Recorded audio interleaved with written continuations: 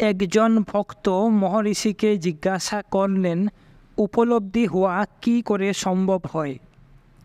মহর্ষি উত্তর দিলেন, পরমাত্মা রয়েছে, তার থেকে অগ্নির মতো স্ফুলিঙ্গ উঠে।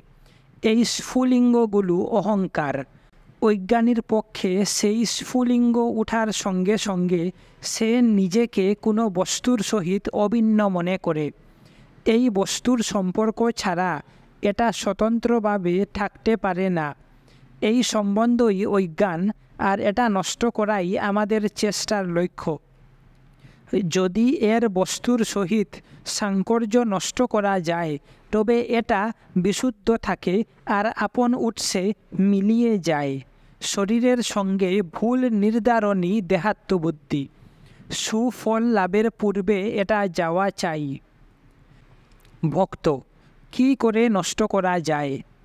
মহর্ষি, আমরা সুষুপ্তিতে দেহ ও মন ছাড়াই থাকি, কিন্তু অন্য দুটি অবস্থায় আমরা এদের সঙ্গে সংযুক্ত। যদি দেহের সঙ্গে এক হই, তবে সুষুপ্তিতে দেহ ছাড়া কি করে থাকি? যা আমাদের বাইরে, তার থেকে আমরা পৃথক থাকতে পারি, কিন্তু যা আমাদের সঙ্গে এক, তার থেকে নয়। সে কারণে অহংকার ও দেহ এক নয়। জাগ্রত অবস্থায় এটা উপলব্ধি করতে হবে। এই দৃষ্টিভঙ্গি লাভ করার জন্যই অবস্থাত্রয় অর্থাৎ জাগৃতি, স্বপ্ন ও সুষুপ্তি বিচার করতে হবে। অহংকারের বিশুদ্ধ অবস্থা দুটি অবস্থা বা দুটি চিন্তার মধ্যবর্তীকালে অনুভূত হয়।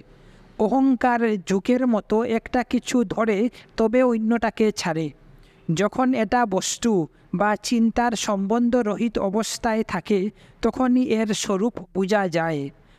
অবস্থাত্রয়ের বিশেষ বিশ্লেষণ দ্বারা প্রাপ্ত প্রত্যয় দিয়ে এই মধ্যবর্তী অবস্থাকে উপলব্ধি করো।